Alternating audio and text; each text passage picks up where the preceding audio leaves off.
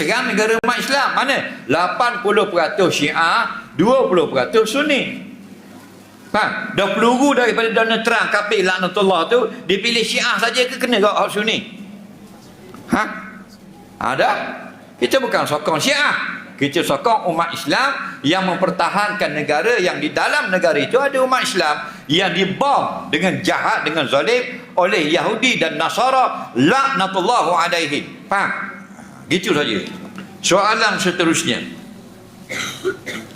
Lagu raya sedih.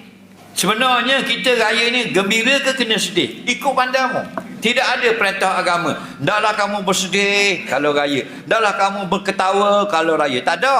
Tapi kan dia kata, kalau hari raya taklah kamu pergi ke masjid. Faham? Taklah kamu bertakbir. Taklah kamu buat perkara kebajikan. Faham? Kita sedih. Kenapa? Teringat isteri kita yang telah mati.